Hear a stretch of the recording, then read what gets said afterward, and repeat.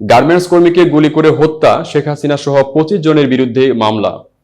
বৈষম্য বিরোধী ছাত্র আন্দোলনে চলাকালে রাজধানীর আদাবর এলাকায় গার্মেন্টস কর্মী সোহেল রানাকে গুলি করে হত্যার ঘটনায় সাবেক প্রধানমন্ত্রী শেখ হাসিনা সহ 25 জনকে আসামি করে মামলা করা হয়েছে।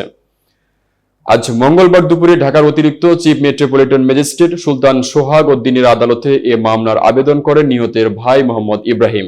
আদালত বাদীর জবানবন্দি গ্রহণ করে ঢাকার আদাবর থানা পুলিশকে মামলাটি এজাহার হিসেবে গ্রহণের আদেশ দেন।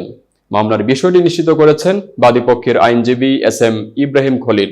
এছাড়া মামলার উল্লেখযোগ্য আসামিরা হলেন সাবেক সেতুমন্ত্রী ও আওয়ামী লীগের সাধারণ সম্পাদক ওবায়দুল কাদের, ঢাকা দক্ষিণ সিটি কর্পোরেশনের সাবেক মেয়র শেখ ফজলে নূর তাপস, সাবেক স্বরাষ্ট্রমন্ত্রী মোহাম্মদ আসাদুজ্জামান খান কামাল, সাবেক আইজিপি চৌধুরী আব্দুল্লাহ আল মামুন, যুবলীগ চেয়ারম্যান শেখ ফজলি শামস পরশ, যুবলীগের সাধারণ সম্পাদক মাইনুল ইসলাম খান নিখিল, ছাত্রলীগের কেন্দ্রীয় কমিটির সভাপতি মোহাম্মদ সাদ্দাম হোসেন, সাধারণ সম্পাদক শেখ ওয়ালি আসিফ ইনান, সাবেক ডিবি প্রধান হারুনুর রশিদ, সাবেক যুগ্ম কমিশনার বিপ্লব কুমার সরকার, সাবেক ডিএমপি কমিশনার হাবিবুর রহমান। এতক্ষণ বার্তা বৈঠকের সাথে থাকার জন্য ধন্যবাদ। নতুন নতুন তথ্য ও সংবাদ পেতে বার্তা বৈঠকের ইউটিউব চ্যানেল ও ফেসবুক পেজের সাথেই থাকুন।